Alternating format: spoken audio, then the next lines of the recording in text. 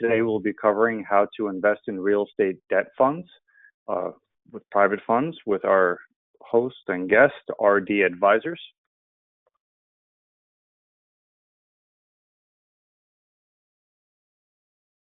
Before we get started, we do have a quick disclaimer. Entrust does not provide investment advice, tax advice, or legal advice. We are not CPAs, attorneys, or financial advisors. We do not recommend or endorse any investments, products, or services. The information in this presentation is for educational purposes only. We do, however, recommend that you seek investment, tax, and legal advice before entering into any investments. The agenda for today's webinar, first we'll start off talking a little bit about the Entrust Group. Then we'll cover what private real estate debt funds are, how to evaluate real estate debt funds, risk management tools available to investors, the pros and cons of real estate debt investing, and at the end we will have time for Q&A.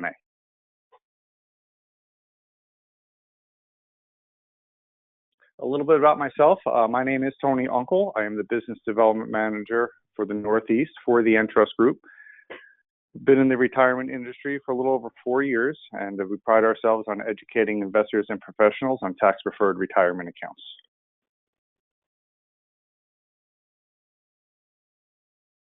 First, I want to share a little background on our company for those of you who are not already familiar with the Entrust Group. We are a self-directed IRA record keepers and custodians who specialize in holding alternative assets inside their retirement accounts for our clients. We have been doing this for nearly 40 years. We have empowered around 45,000 investors with $4 billion in assets under administration. And something that really sets Entrust apart from the rest of the self-directed custodians is we do offer you one single point of contact based on the region that you live in.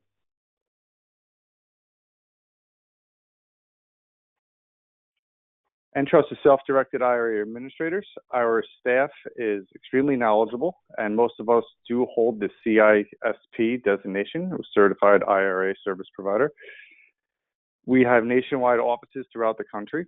We hold in-person events and virtual webinars. We offer national continuing education program for other credentials, and we do hold our biannual IRA Academy.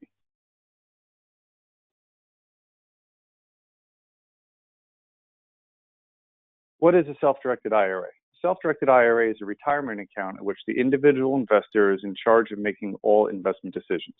A self-directed IRA provides the investor with greater opportunity for asset diversification outside of traditional stocks, bonds, and mutual funds. For example, some assets that can be held are real estate, private tax liens, and notes. All securities and investments are held in an account administered by a custodian or a trustee.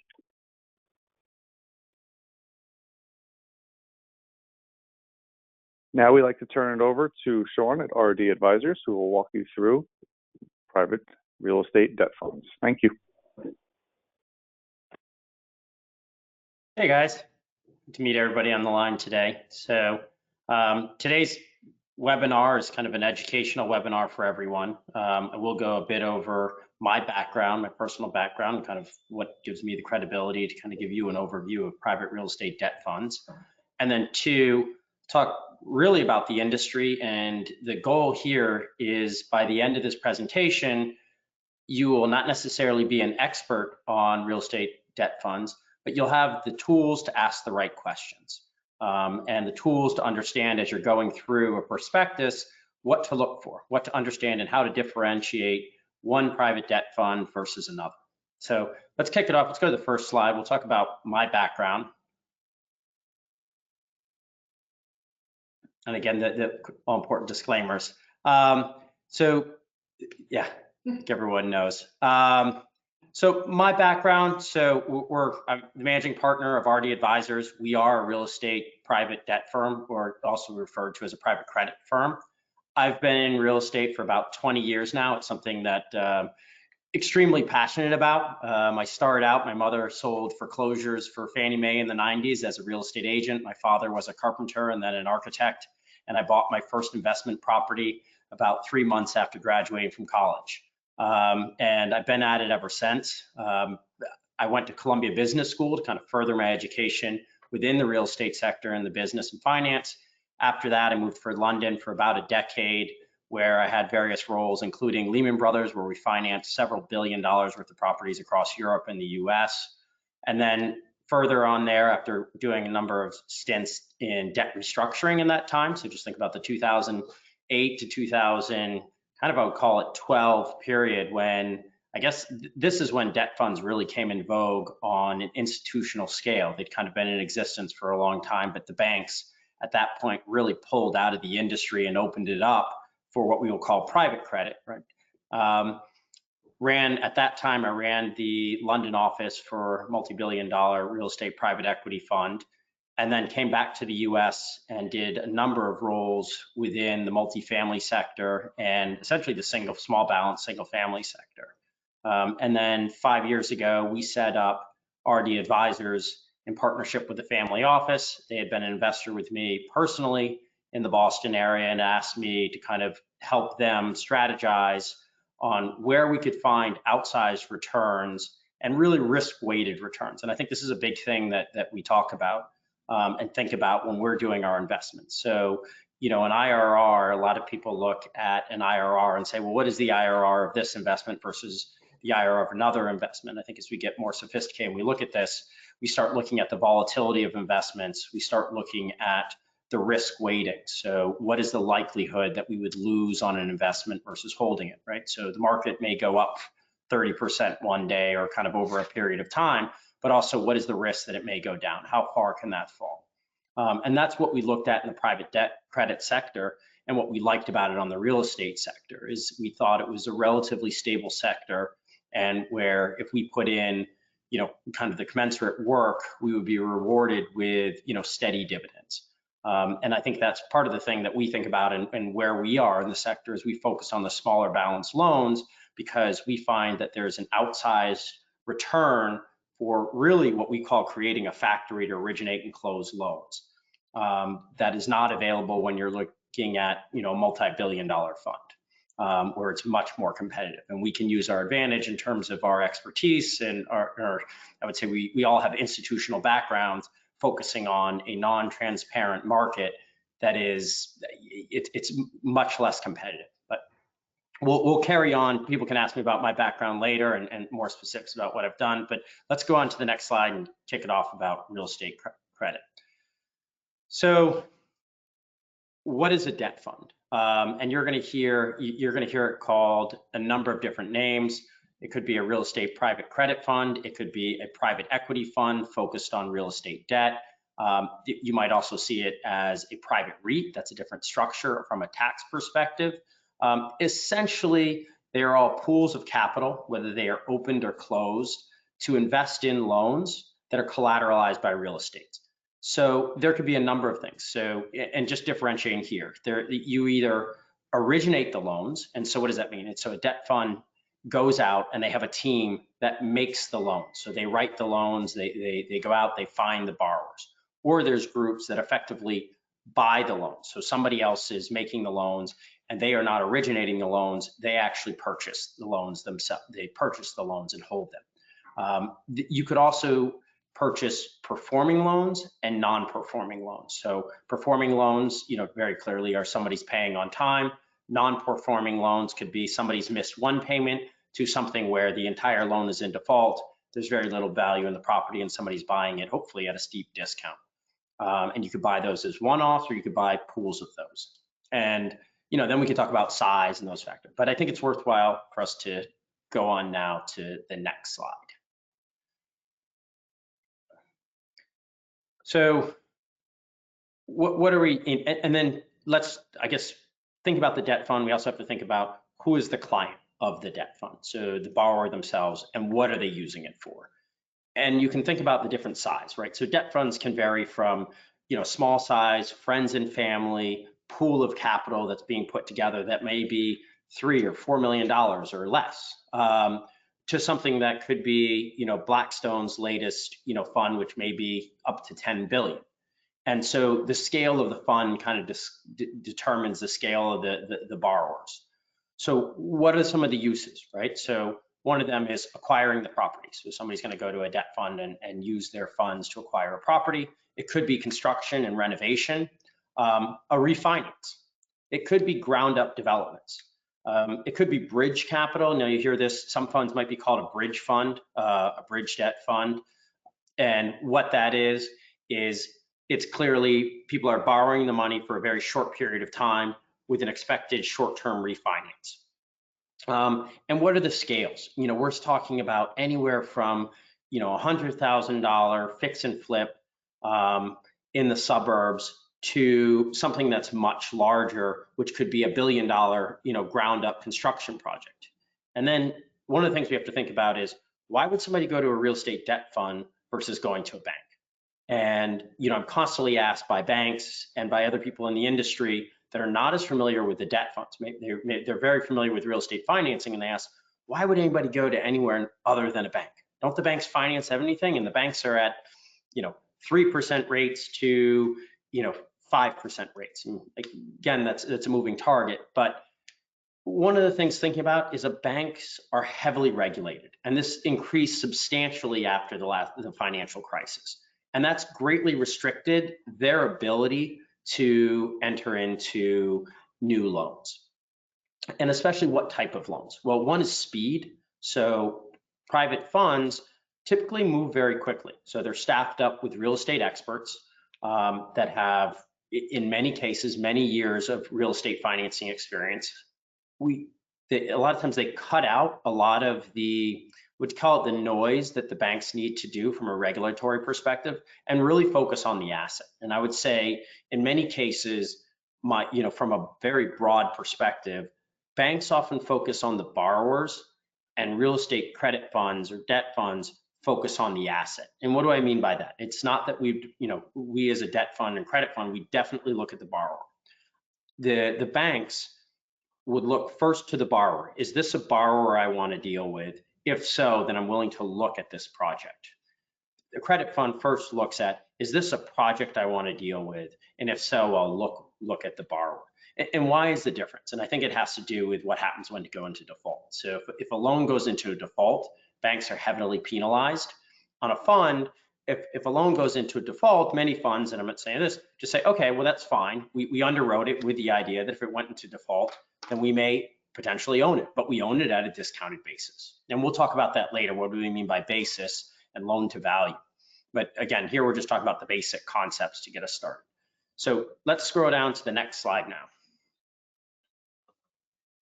And I think just pause here, and I think we can look here at just this slide is meant to go, here's what we're talking about coming out of the financial crisis, the growth of real estate debt funds. And that's really a function of the opportunity set, right? So as banks have pulled away from real estate construction financing and have gotten simply a lot more bureaucratic, and it's harder for them to close on new loans and take on new clients and that marginal clients, it's really opened up the sector for debt funds. And you just see that, and I see it continuing to expand. I think that the role for real estate private credit is growing and growing, and also it's an appetite for the investor.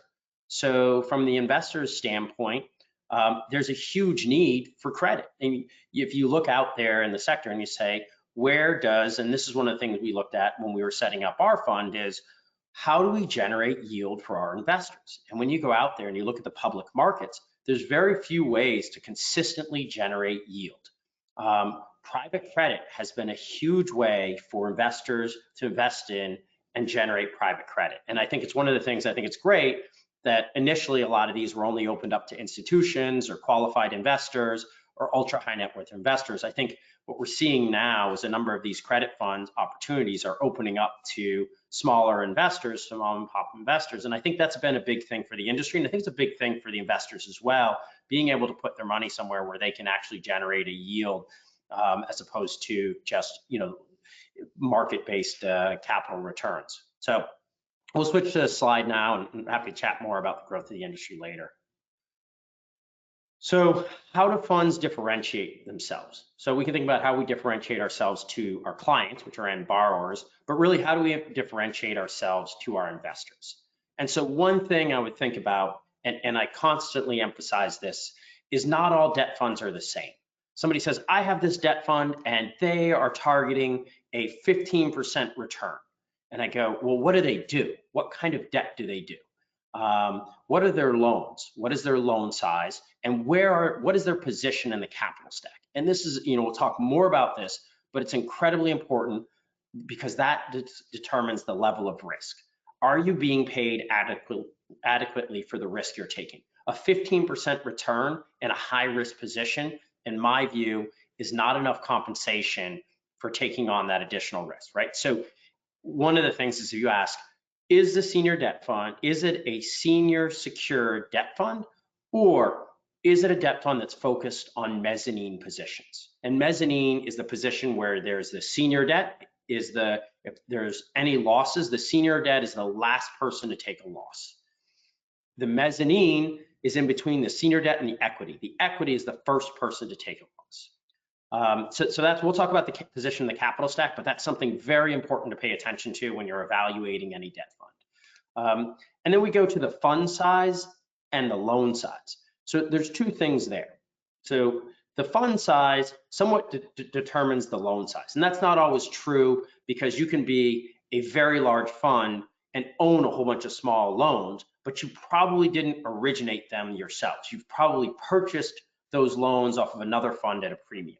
So the larger the fund, it's more likely that they're in a more competitive space. So the yield and the yield on their loans are higher, right? So somebody who's borrowing $1 billion is probably not going to pay a 10% rate for a low risk loan.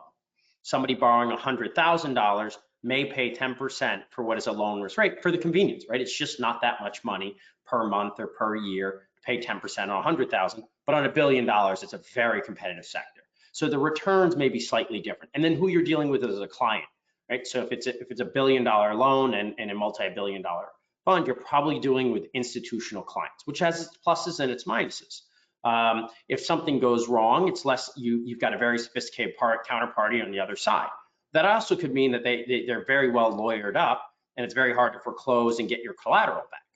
On the smaller side, people might walk away, but it's also, you're spending, you've got a $100,000 loan, and that your borrower might not be as sophisticated.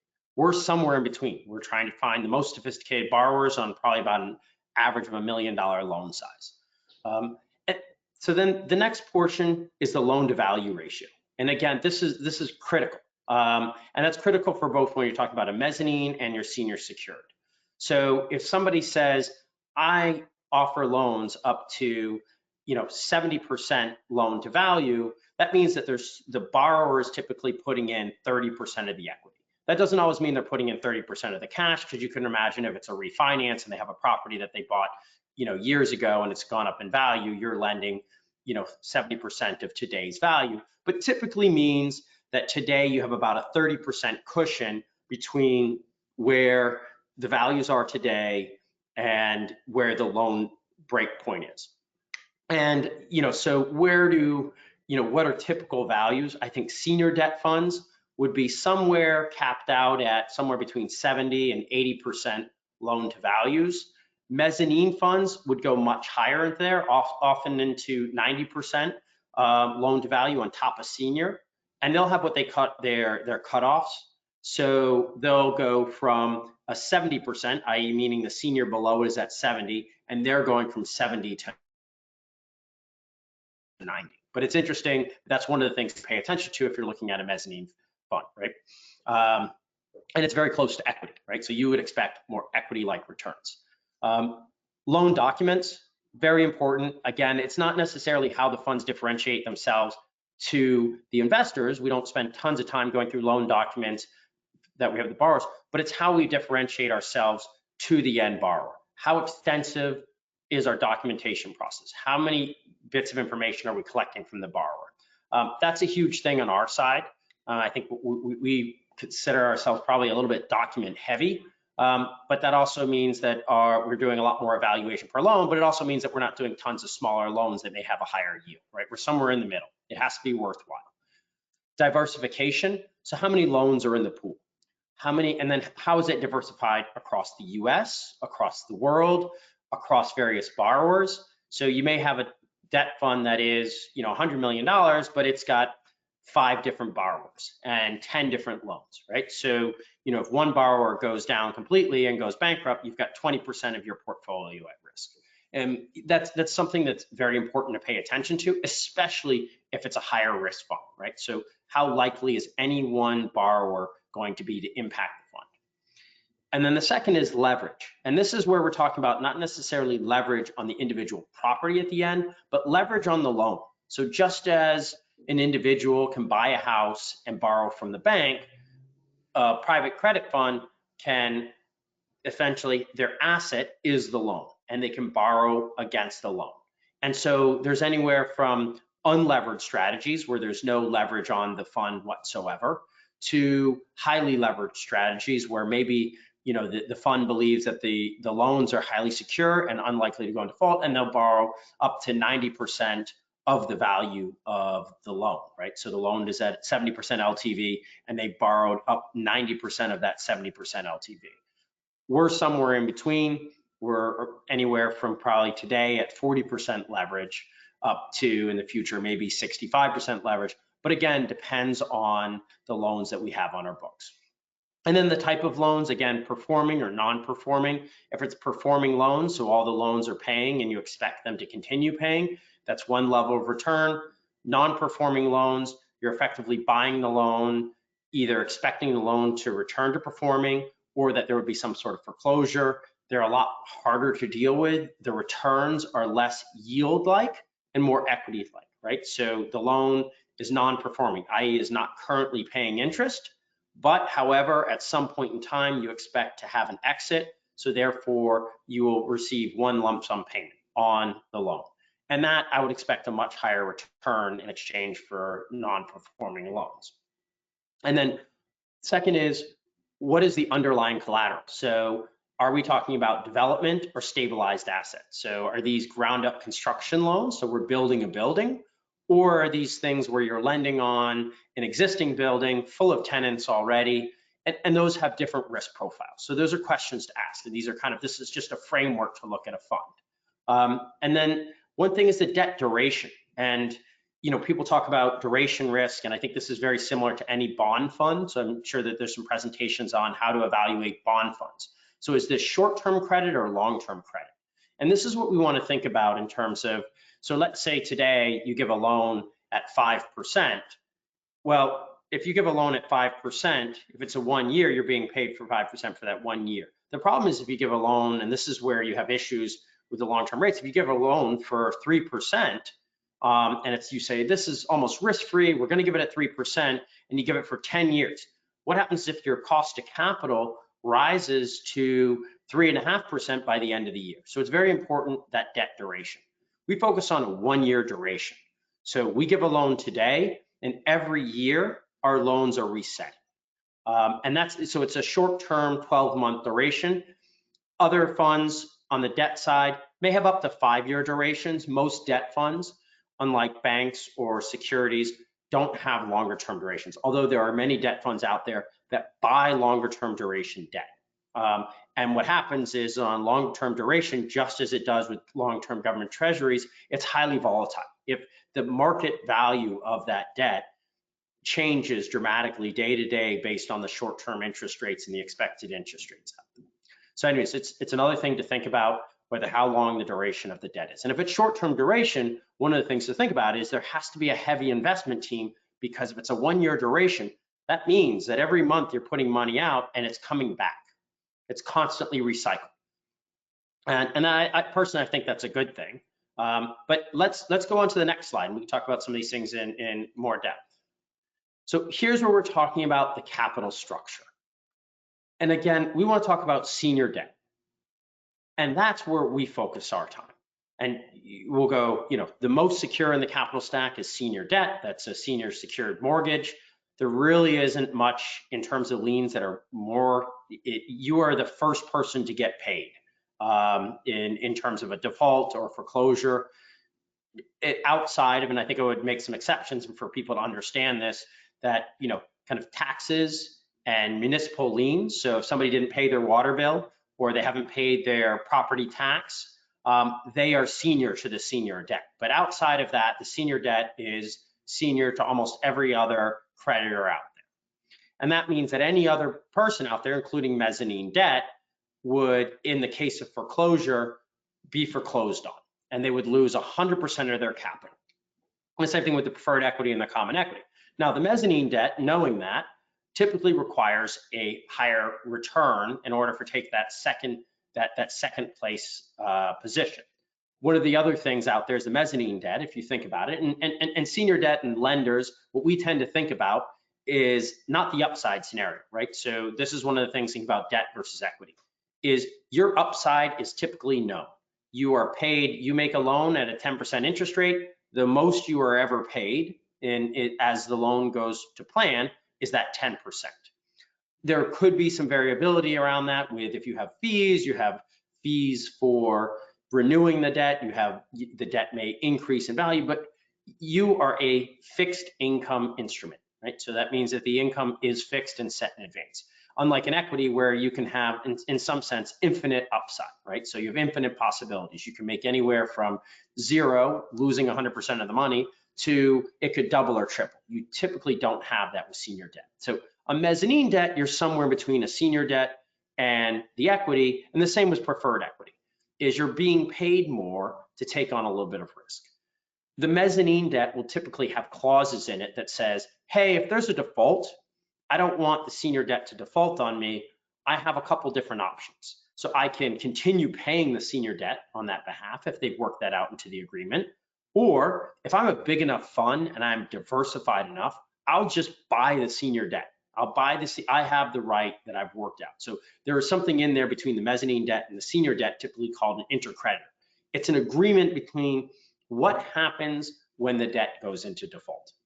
Again, we're always thinking about these things when we're making a loan, as if from the debt side, as what happens in the if scenario, right? So, and I think very few loans go into default, maybe, probably under 10% go into actual default, and then maybe 3% or less ever go into foreclosure.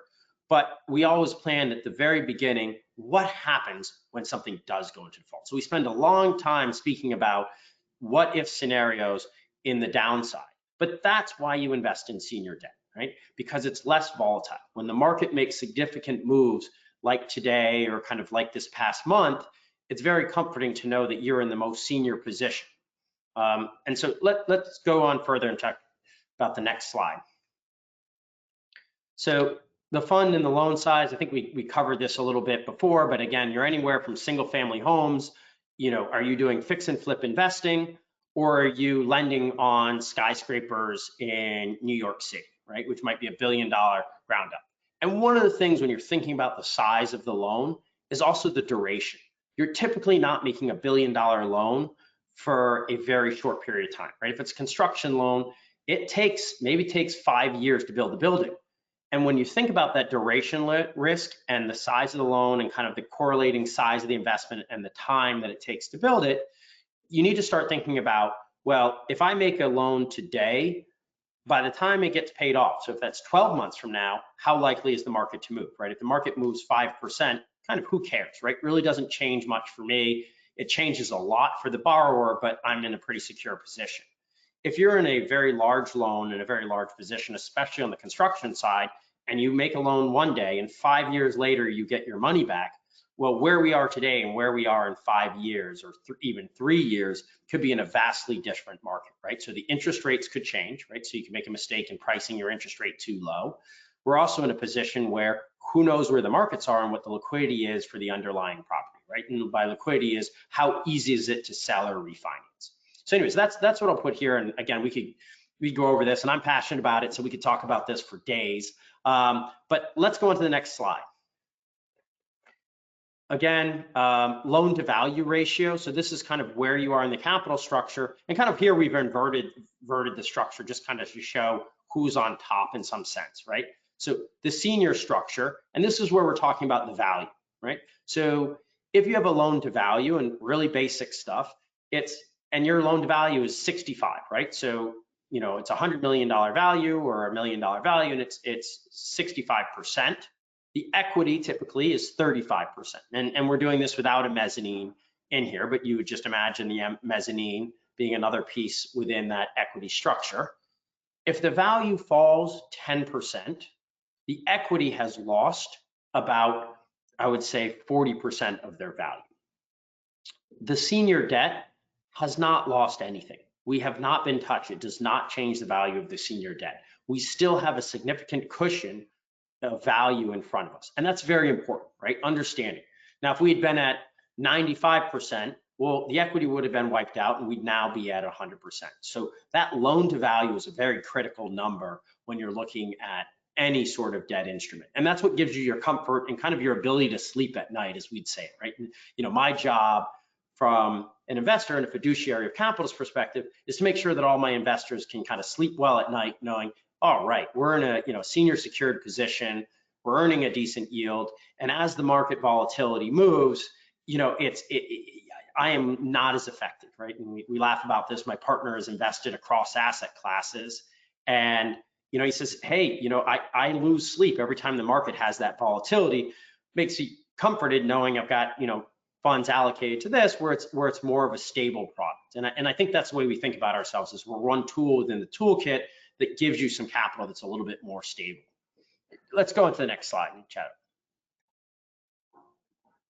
So loan documents, and this is very granular, and this is one of these things that it's not extreme, it's extremely important, but one of those things as you're looking at from an investor, you really just want to understand how sophisticated this is. If you're looking at $1 billion fund, I don't think you need to question these things. I think if you're looking at effectively investing in real estate credit with either a couple of friends and family or in a smaller fund, you really need to ask what type of work and what type of documentation they're doing. And I've seen this a number of times in I've had friends or people in the industry said, hey, guess what? I've made some loans. I'm a real estate lender. I said, it's great.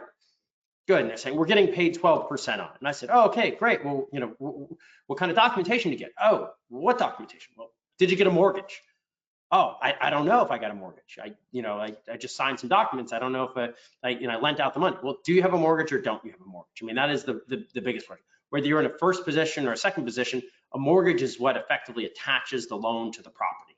If you don't have a mortgage, it's really not a real estate loan. You're lending against an LLC. It's a loan to an LLC or a company that owns the real estate. And so you really need to go through and think about how well documented these loans are. And I think that's something really to think about if you're doing these loans on a personal basis. And I know a lot of people have done self-directed RIAs to go into, participants in loans along with friends, either to do flips or these things.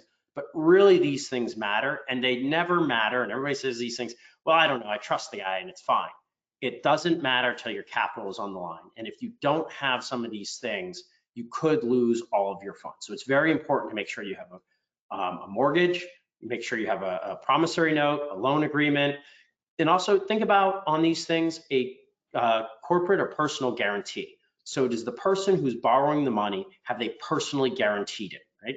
Have they given a corporate guarantee? If not, what is your recourse if you lose money on the property to go after that individual, right? Are you covered?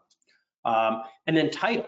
Was a proper title done? So you could put in a mortgage, but if you didn't do a title search and you don't have proper title insurance, you could find that your mortgage, which you thought was in first position, is actually in second, third, or worse, or wasn't properly recorded.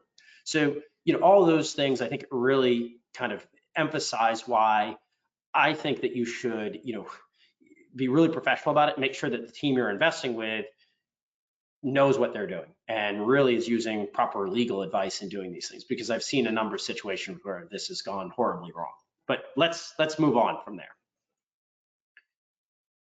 Diversification, and really what do you want here is to think about it, right? So if you're highly diversified as a fund, it means that you've invested across lots of different sectors, and it could be geography, it could be real estate types, right? You could be diversified across the US, but you could be very specific on your asset class, right? It's only hotels.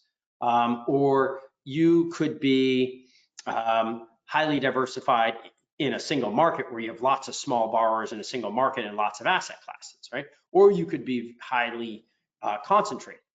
or it could be you only have 3 loans in your fund, right? Which isn't very diversified at all. So how do we think about this? And personally, I think there's diversification is great from one hand.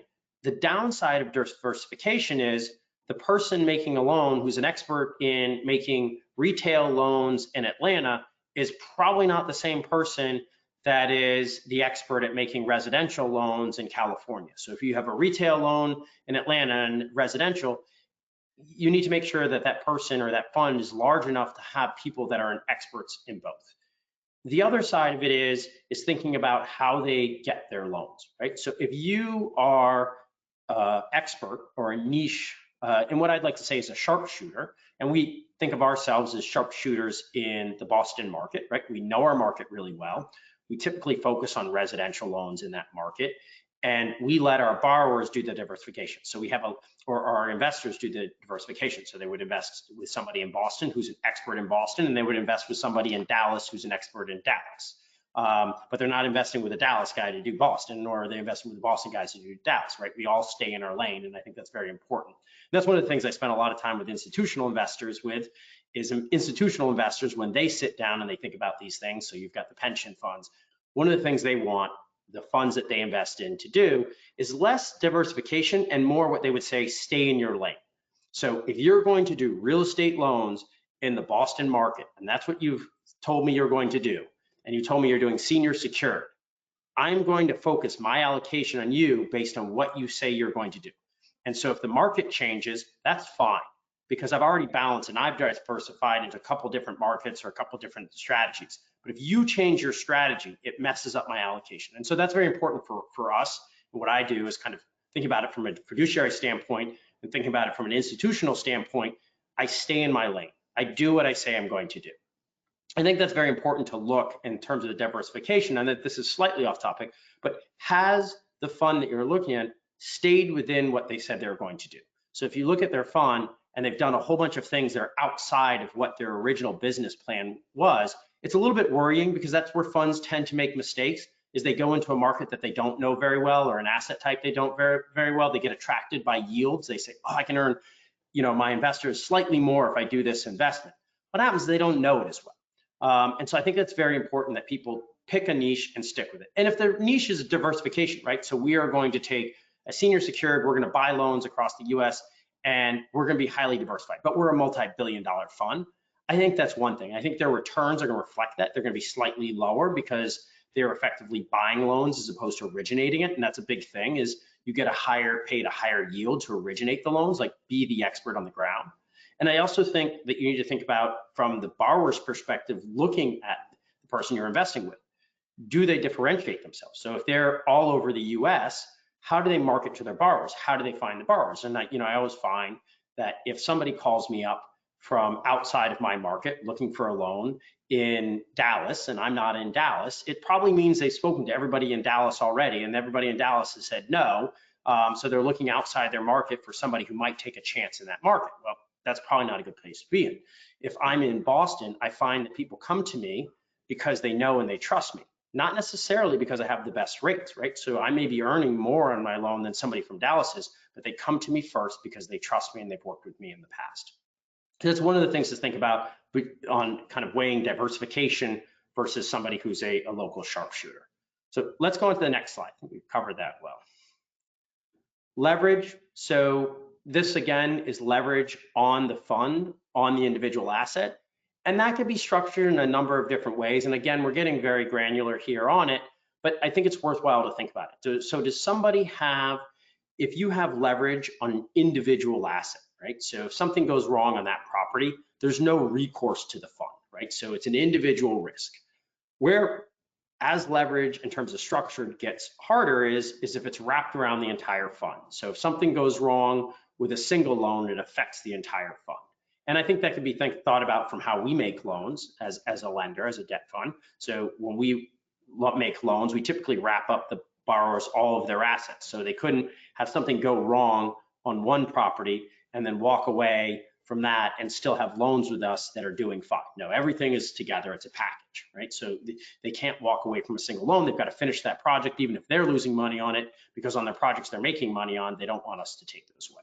And that's the same thing in how leverage on the fund works, right? You can't just walk away. So we tend to have, as a fund, to think about it and put an example, we have 3 or 4 leverage facilities with different banks. How do those work? And then each of those has a pool of assets that we borrow against, but those pools are segregated, right? So they're segregated, so something happens in one pool, it doesn't affect the entire fund. And that's very important to us because if a fund, think about it, it's not just does something wrong happen, but for example, during the pandemic, one of the things that happened to the larger funds, and it didn't make the news as much as it should have, was a lot of the leverage providers had what they called repo loans, which were marked to market, right? So our loans are term loans, right? So we ask to borrow the money for 2 years, and typically as long as there's no default, it's like a home loan.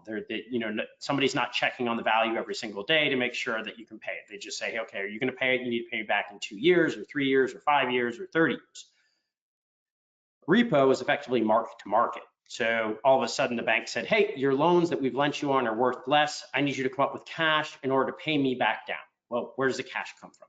And that increased their risk. They had to stop lending. They shut off the taps. It's a highly risky structure. Their cost of capital might have been cheaper. So it's just something to pay attention to and ask the question, what is there, if they have leverage, how is that leverage structured?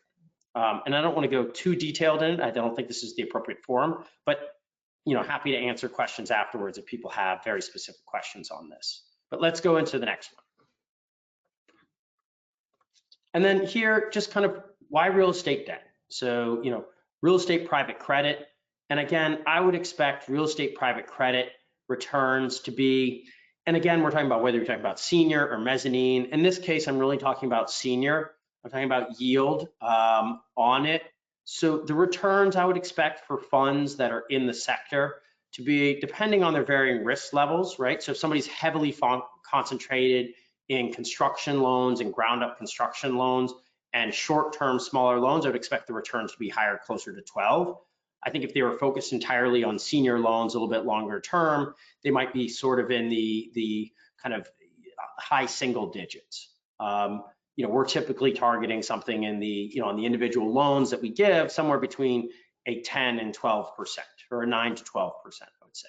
And so then just how does this compare to other sectors? And again, we've looked back, 15 years. So this is, treasury bonds are going wide and earned 3.6% on treasury bonds. We're taking a longer term view here, not just a short term view of where we've been. And all of this may have rearranged in the past couple of days.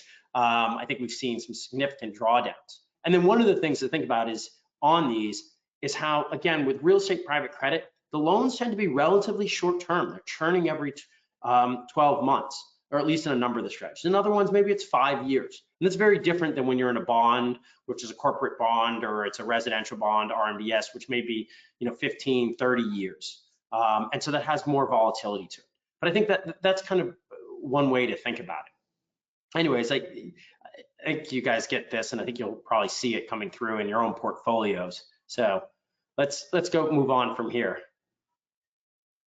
And then really just the pros and cons. And I think some of the pros, it's a lower, you are, asset for asset, you're at a lower risk point in the capital stack than you are on the equity. So if the equity falls, if the values fall 20%, and the loan to value is, kind of 75%, the equity has lost almost all of its value, right? So you can be in a position in a senior debt where the equity has lost almost all of its value, and you are still remaining in a relatively senior secured position, and that is very comforting. So that's one of the things. One of the pros, again, with it is returns. So relative to other fixed income instruments where you're talking about either bond funds or public corporate bond funds, rated bond funds, it's a relatively higher return. And we'll talk about, yield and interest rate than your typical fixed income instruments, especially those that are floating on the market. And again, that's some of it could be talking about capital gains, right? So your values going up and down on the bonds versus just kind of your pure yield. And again, so then going on to that correlation. And this is something when we're looking at it, because it's 12 months loans, it's on real estate. Yes, it is correlated to the values of real estate, right? So there is correlation, and that's correlated to the stock market. And let's not say that these things are not correlated, but you're in such a senior secured position that slight movements to the market are not necessarily affecting the value of your portfolio. And especially as these loans are churning, right? So you are getting, it's less correlated to stocks and bonds than your typical portfolio would be. And then you're getting access by, and so then the investing into a fund versus an individual loan. So, I would say one, diversification, you've got access to a pool of loans, right? So instead of making one loan, because you could go out as an individual and you could make a loan to somebody who is doing a fix and flip in an area, it's a lot of work. I would say that, and you have to make sure you get the loan documents right? I constantly see this where somebody says, well, I can do this on my own. They go out and do it, and they have their lawyer do it, and their lawyer isn't specialized in it, and they make a mistake, and they lose a large portion of their capital, even though they think that they're in a senior secured position, right? It's not like for like. So diversification is important, right? So diversification and access to expertise. I would say that that's not just the diversification, but it's the access to professional expertise that does this day in and day out, for 20 years. And then stability. So real estate debt funds, really what they're set up for in many cases is to provide this consistent returns to investors. So dividend yielding. And, I think there's a few out there that are more capital gains focused, but very few. Most of them are set up to provide a consistent yield. And it's, I speak to investors on a daily basis, and I speak to them about real estate investing. I speak to them about other things. I speak to them about their whole portfolio. And one of the things I constantly hear from investors is that search for yield. Where am I getting yield in my portfolio? And I think that's one of the huge, from my standpoint, one of the biggest pros about real estate funds or credit funds in general is the yield component. It's very hard to replace that yield component. So let's go on to some of the risk.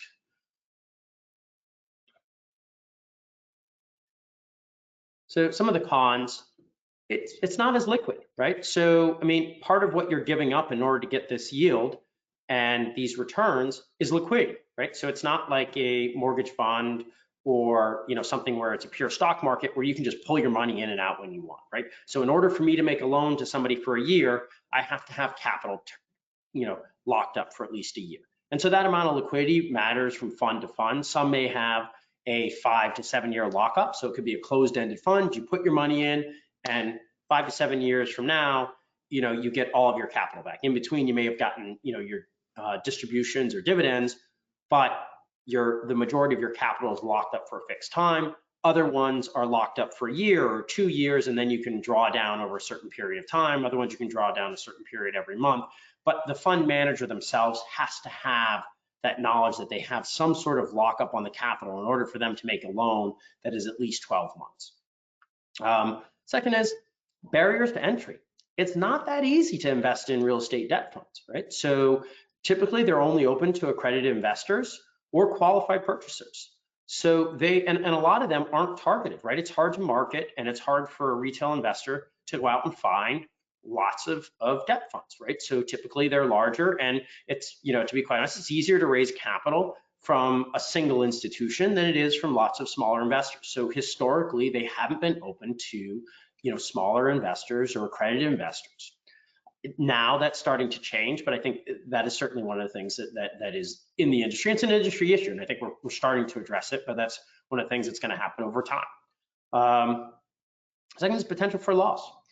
There is a potential for loss, and I don't think anybody should feel that this thing is 100% secure and that there's no potential for loss. It's the investor goes, I'd like you to guarantee that my money is safe. And anybody who says your money is guaranteed safe, 100% you're getting it back, you should not invest in that fund right away. I think there has to be an acknowledgement that there is the potential for loss. I think it's lower, and I think if you have to think about it from the equity perspective, right? So the like for like on that single asset, it's more likely you will lose your money on the equity side than you are on the debt side. That does not mean that there is not a potential loss on the principal investment side. Now, I think that depending on the fund, right? In a mezzanine fund, your risk for loss is much higher than on a senior debt fund.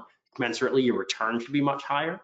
And then your senior debt fund is probably much more secure. And then how much leverage they use and those things and what type of assets they invest in are also parts of that. But that's something that has to be acknowledged.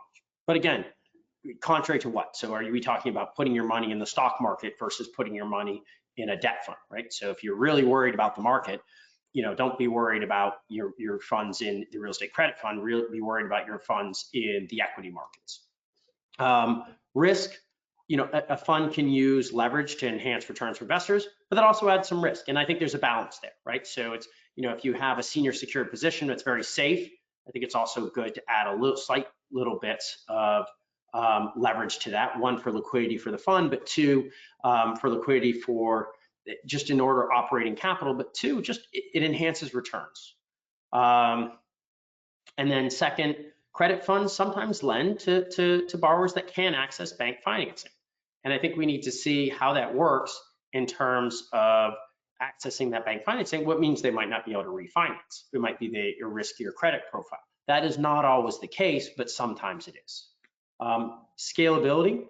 So one of the things to think about is, and what we spend a lot of time doing, and one of the reasons we focus on a single market is, what I tell people is, first I had to build the factory. It's hard to scale quickly. So they can have as much money as they like. If they say, I want to go to Boston, I want to make loans in Boston. I apologize for the light here. It is hard. You can't just drop 100 million in the Boston market and say, or any market, and say, I'm going to make loans tomorrow. You need to find the borrowers. This is not like putting money into the stock market, right? So the fund you're investing in has to be able to allocate that capital. They have to have the access to borrowers, the access to deal flow. They have to be able to create the loans. Not only do they have to originate them, they also have the team in place to underwrite those, document it, close it. And then they have to have the team, and we always say, sometimes it's very easy to make the loan. What we need to focus on is getting the money back at the end, right? So that's something to think about in terms of scalability. Is funds can't drop just 100 billion into the market or $1 billion tomorrow. It really takes time to create those loans. Valuation reporting. These are not mark to market, right? There's not a mark to market for the individual loans, right? That's why they're a little bit illiquid in nature. I will say that is changing. So loans that we make today at 9%, I take those and I can package them up and I can sell them to a credit fund, a hedge fund, and I sell them for 6%, because I've done the hard work in originating, closing, and underwriting those loans and packaging them up. Now they buy them in bulk off of me for 10 million at a time for a 6% rate, and the investors get that 3% difference. Then that fund packages those up into securitization and sells them to institutional investors at 100 million a time for 3.5% or 4%. So there is some valuation reporting and standardization in the industry, but on an individual loan basis, it's harder to market and figure out what the value and reporting on these are. So let's slip to the next slide. And again, this is our contact information here. IR@rdadvisors.com.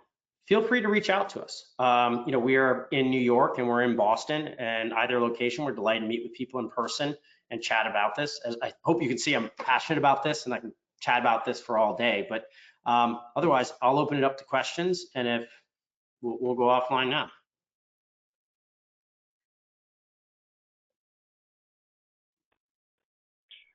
Thank you, Sean. Before we go to Q&A, let's just cover what's coming up next in the Entrust webinar series. Coming up next is on April the 20th. Please register today for ESG investing trends. If you want to learn something new, something we haven't covered, please let us know in the survey before you leave.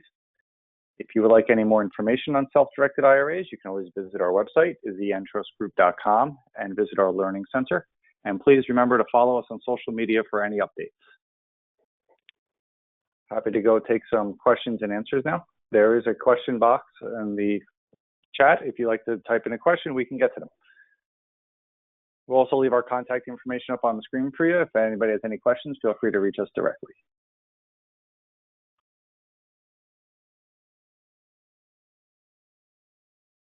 All right, first question. What happens if you run out of qualified funds to provide for the minimum required distribution and your investment is illiquid? That is for us.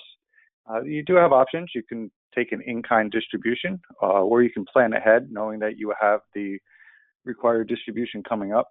It's always good to speak to your tax professional about your very specific situation, as everybody does have different requirements when it comes to required minimum distributions.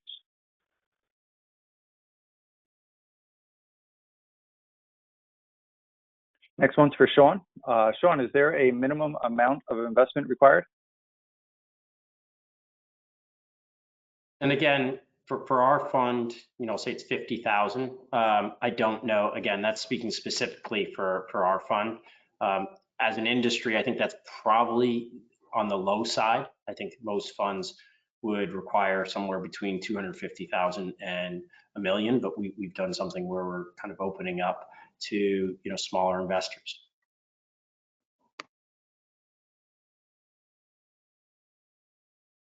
Thank you, Sean. Any other questions? Feel free to type them into the box. We'll get to as many as we can.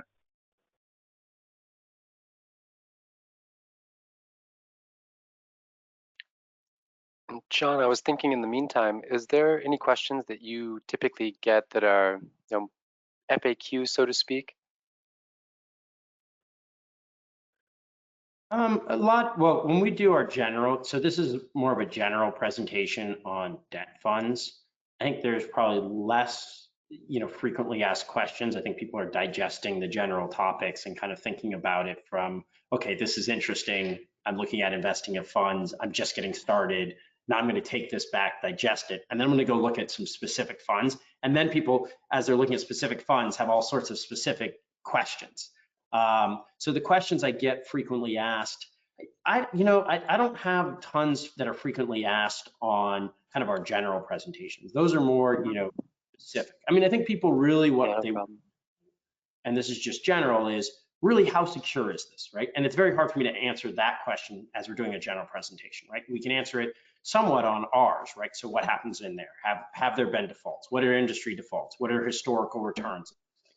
But those are more specific to the fund than they are specific to the industry, right? Because it's so broad when you're talking about mezzanine or senior and different structures. Great, thank you.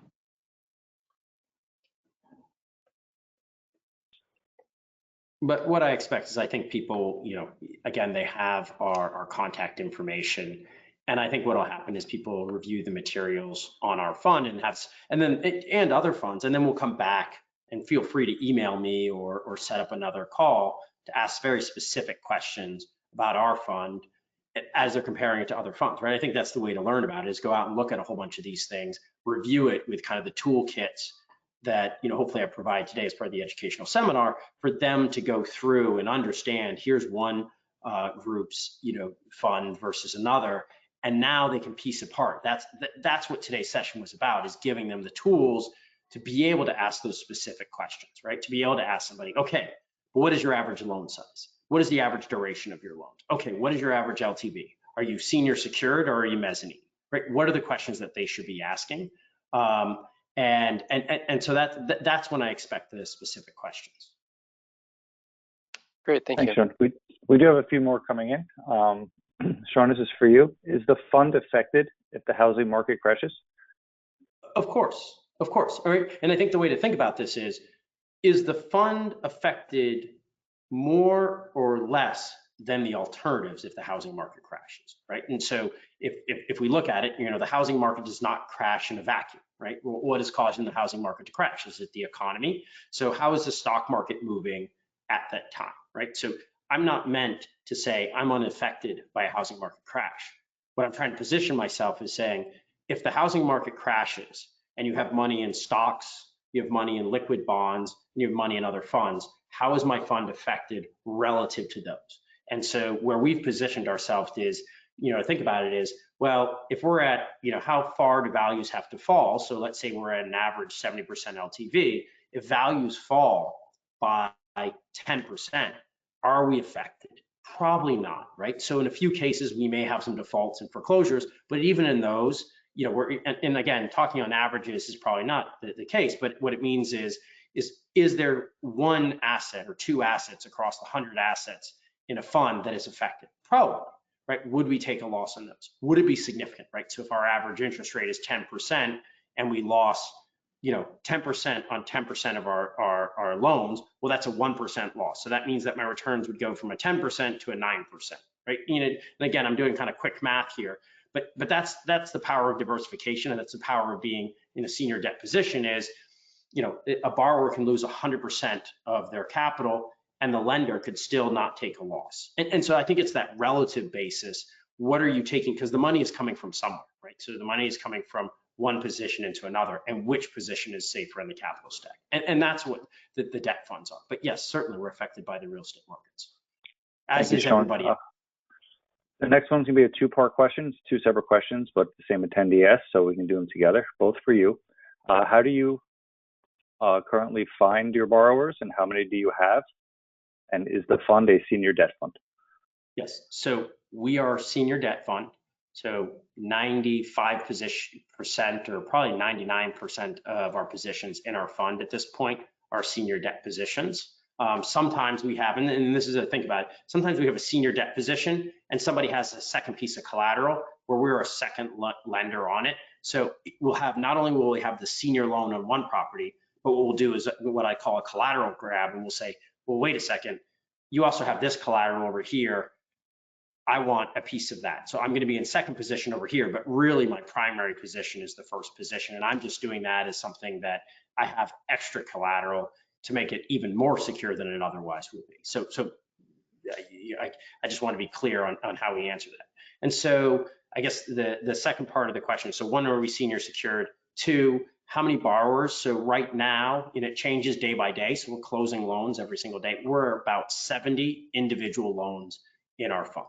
So that doesn't necessarily mean 70 borrowers. I would probably assume, and I guess, I'm guessing today that it's probably 50 different borrowers. So a few of the borrowers are repeat borrowers and they continue it. Some borrowers may have, and a borrower can be two different things. Sometimes you think of a borrower as a person. Well, we only lend to properties that are in LLC. So it could be an individual has a different LLC per property, right? So they personally guarantee it, but the borrowing entity, which is the company, right, the LLC, is the borrower, right? So everyone. And then how do we source all these? Well, we have a distribution list just for Boston today of developers, investors. It's about 3,000 people that goes out every month in a monthly newsletter. We host events. We're very hands-on. So, I tease my team, today I've got my suit jacket on, but the majority of the days is, we're not the, Patagonia vest wearing finance guys, right? We're wearing our Carhartts, we're on the job sites, we're meeting with people, we do events on construction sites, we meet with our borrowers, or we host education, just like we're hosting educational seminars for people looking to invest in debt funds. We host educational seminars for borrowers that are looking to work with debt funds, right? And we've been around. So, I'm from the Boston area. I have my own investments here. We advertise widely. So we're on, believe it or not, a lot of borrowers are on Instagram, right? You go to sell your development, you post it on Instagram, they're posting it there for potential buyers and other brokers to look there, but they're also posting it there and they see, hey, here's things that, RD Advisors has lent against in Boston. Hey, I know that development. That's a cool development. Let me contact those guys and see if they'll lend on my development. So there's a lot of brand awareness. And that's one of the things that we're in a single market, a sharpshooter, that we really try to own that market and stay in there so that we're, I think most people in the market know who we are and have a pretty good idea about what it's like to work with us. Thank you. What is the average holding period of a real estate debt fund? So the holding period, I don't know. My average loan today is about 12 months. So, we originate a loan and it's a 12-month loan. I'm not buying it and then selling it. And that, I would think of that as like a hold period for the investment. We are doing what I would call bridge loans in many cases. And they could be anywhere from, people borrow the money for 1 month and then refinance with a bank. The bank just didn't have time to close it. Or it could be something where we closed a loan that's 12 months and then they need a little bit more time and they pay a 1% extension fee and the interest rate increases. So, that may be up to 18 months, but on average, it's about a year is our average loan in our fund. The duration of our fund, it's an open-ended fund. So it's effectively, it's not infinite, but but investors are locked up for 1 year in the fund, which kind of matches our loan period, right? So if we, as things roll off, we're able to give investors liquidity, and that liquidity come over 4 quarters.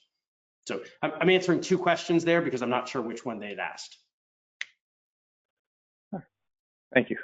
This one's a long one, covers a lot of topics. What is your long-term projection on how long this real estate boom will continue? This attendee heard yesterday that there's a 4 million home inventory shortage. Any other facts that support this current boom? And what geographical areas are the hottest right now in your portfolio? Yeah, so one, first kind of working backwards on it, we're focused on Boston, right? We find Boston is a market that we know very well. We're entrenched in the market. We were lending in several other markets, but what we found is it's much better to be focused and concentrated on a single market, both for meeting the borrowers, but also understanding it, right? So I think the level of understanding we have of the market isn't, here's what drywall costs are on this market, but here's the top 5 drywall guys, right? Here's the general contractors we know. We know the names, we know the people. We're really entrenched in the Boston market, right? We own investments here as well as individuals as part of it, right? We understand how things work. We know the city, we know people in the city. So it's a very different thing than us being invested in a whole bunch of different markets. So that's kind of like where we are in that market. The kind of how long the market lasts, I'm kind of like the Economist magazine. I've predicted a recession, predicted 9 of the last 2 recessions, right? So, we built this fund with the idea, back in 2017, my partner and I said, hey, this bull run can't last forever. I don't know if it's another 1 year or another 5 years, but at some point this is going to end. And I need to have a portion of our portfolio, and we need to set up something so that when it does end, we've got something that's consistently producing returns and is lower risk, right? So when that market collapses, right? And I think that's the thing that I've found having gone through these cycles is everybody says, and there's a portion that says, yeah, this thing is going to last forever. And everyone thinks that they're smarter than the people in the last cycle because this time they can predict it. And I think that's what it is these things tend not to be predictable. And if you wait to the last minute, right? So if somebody says, well, the market's still going well, I'm going to keep my money in the market and I'm going to keep the high risk till it's not. It's too late because that thing changes, liquidity leaves the market instantaneously. It happens overnight. And it's shocks that people aren't aware. So I think if you're thinking about the market may have a downturn at some point in time, take your view on the market, take it now, because if you say, I'm going to wait till the last minute, it's too late.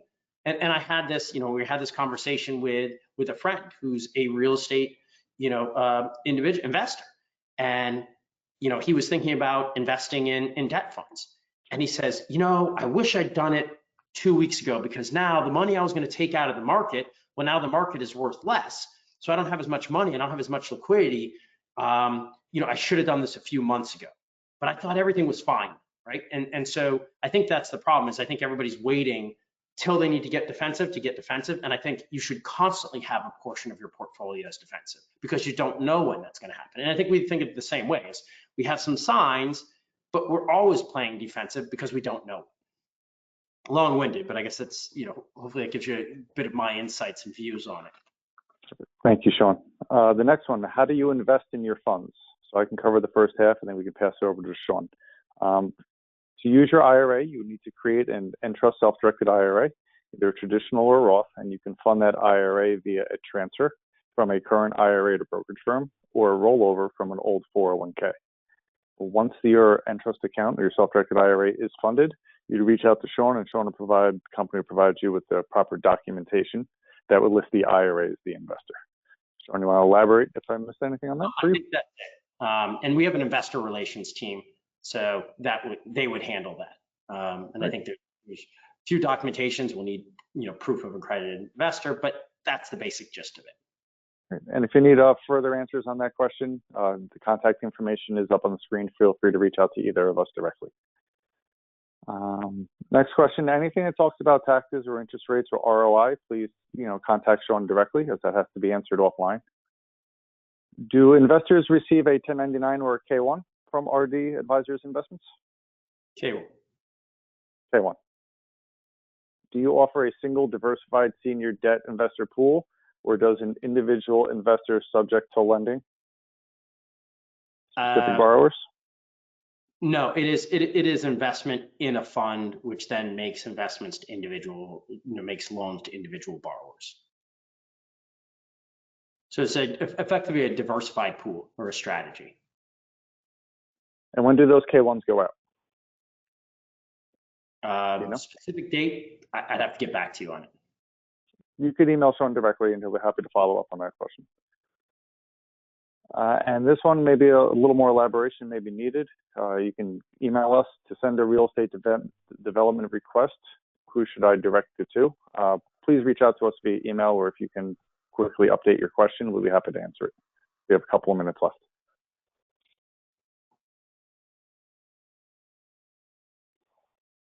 Yeah, and I tend to focus on the investment and the management of the fund and the fund's investment, and that includes the asset management side of it. From the investor relations and the tax side of it, that is the side that I'm very fortunate and lucky to have other people to handle it.